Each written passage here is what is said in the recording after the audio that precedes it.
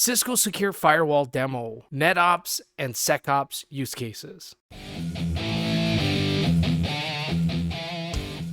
This session is going to focus on some of the common use cases of both the network and security operator, but will also include differentiating capabilities that only Cisco Secure Firewall can provide.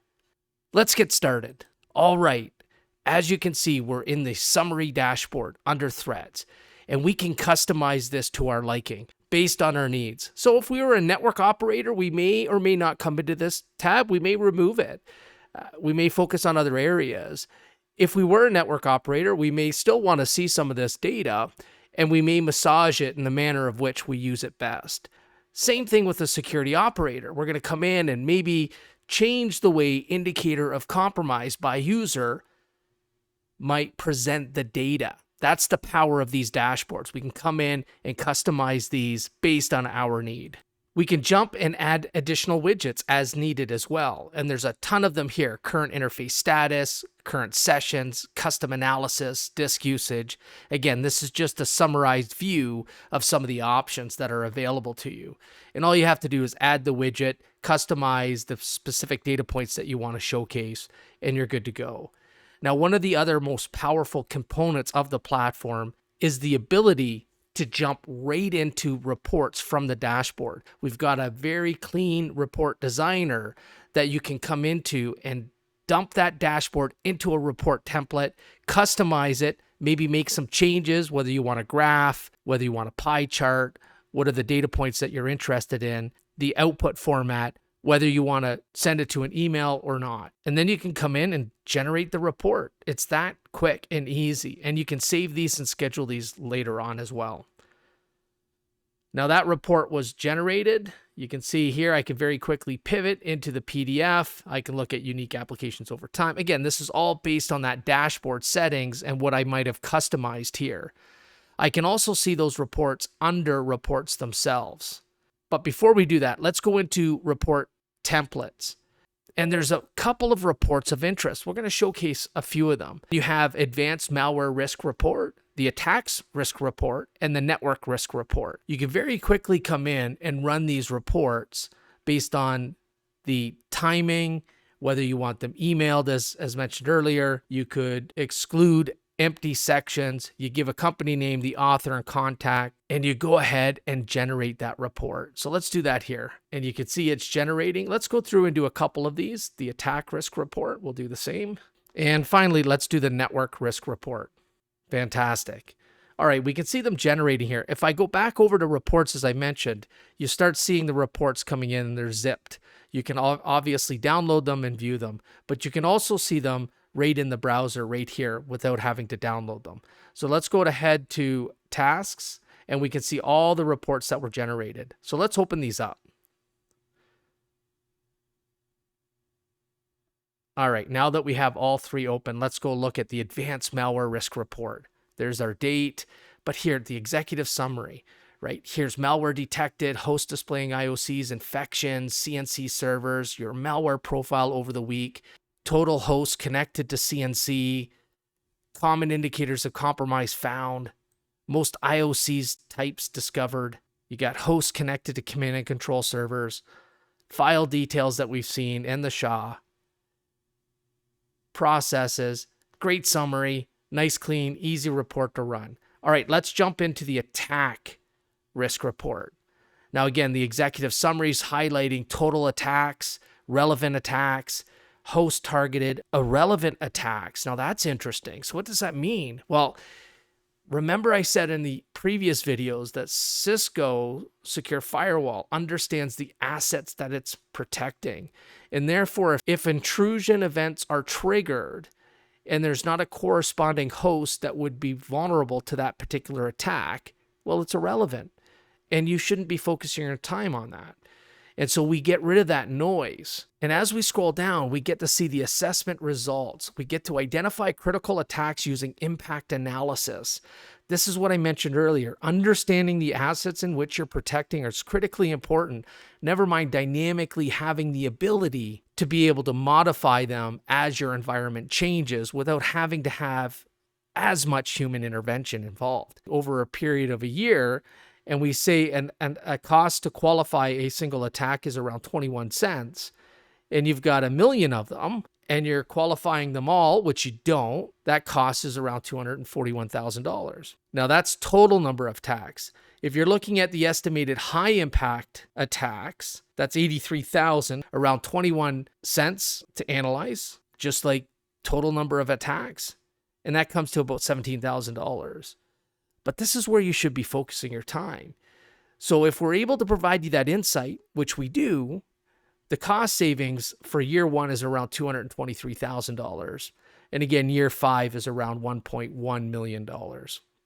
So it's quite significant. Again, just getting rid of the noise, allowing the analyst to focus on threats that matter to the organization for which they're protecting. Again, we get to see a summary of hosts already compromised, automating the tuning effort. So you can see it's discovering new operating systems, applications associated with attack, top attackers and targets, and so on. And again, each one of these reports provides a summary of what to do.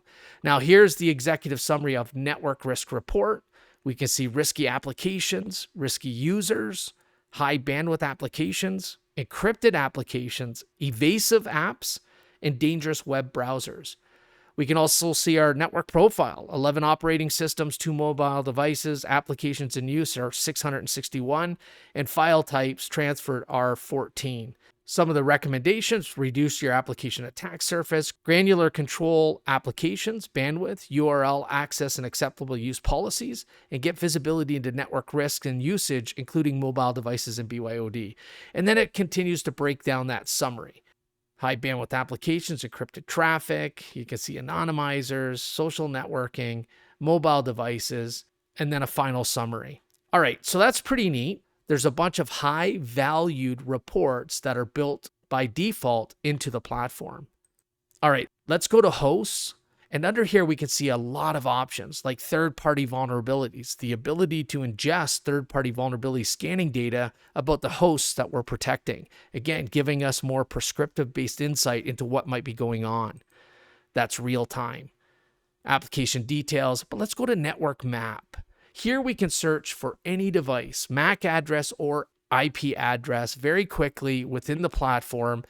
Again, it breaks it all down. I can start to navigate it if I don't want to choose to search. And if I want to look at a host like this one here, I can very quickly do that. It gives me a summary of that. And again, I can look at other hosts anywhere else on the network as long as it traverses the platform. Here I can see all kinds of critical data points around the host itself. And this is good for both network and security operators. The IP address, any indications of compromise, the operating system version, the users that may have logged in the system over a period of time, attributes, host protocols, vulnerabilities, all kinds of goodness is found here. Now, I can also look at it from an indicators of compromise perspective. So I can look for IOCs that were triggered. I can see the number of them. And when I click on any one of these, I get insight into what hosts may be associated to them. Now, let's go over to vulnerabilities. Same thing here. I can look up and search for specific vulnerabilities. And when I come in here, I can see the vulnerability detail and the host that's associated to that specific vulnerability. Again, there's 2 ways for us to collect this data. One is passively, which is default.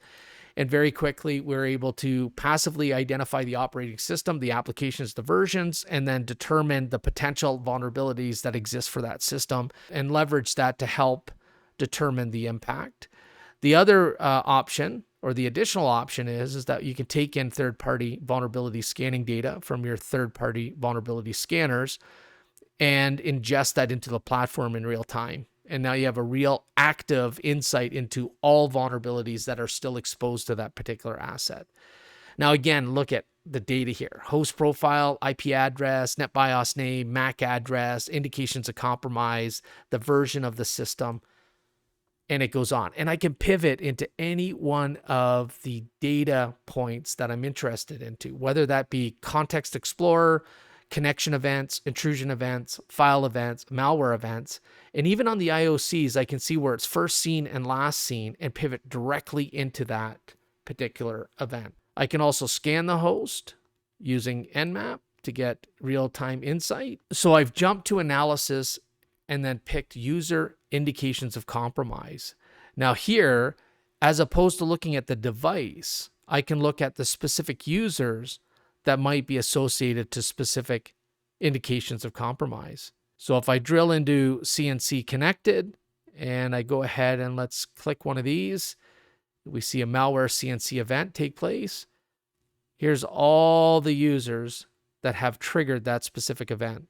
This is a great place to start to get some deep insight into the number of users that potentially may have connected to that particular CNC and may have malware on their asset if the event was not blocked. Again, that's a small snippet of the power of Cisco Secure Firewall. We've done 3 videos. Again, we had to summarize to keep them short enough. We did it from the lens of the network operator and focused on use cases that matter most to them. Then we jumped over to security operators and showed how quickly we can navigate the platform to determine the level of risk and where it might be within the organization, having deep insight across the board. And then finally, we finished up with SecOps and NetOps use cases that are focused on reporting, dashboarding, jumping and pivoting, and looking at data that may be of interest to them based on the use case that's in front of them. And that concludes a little bit about the power of Cisco Secure Firewall.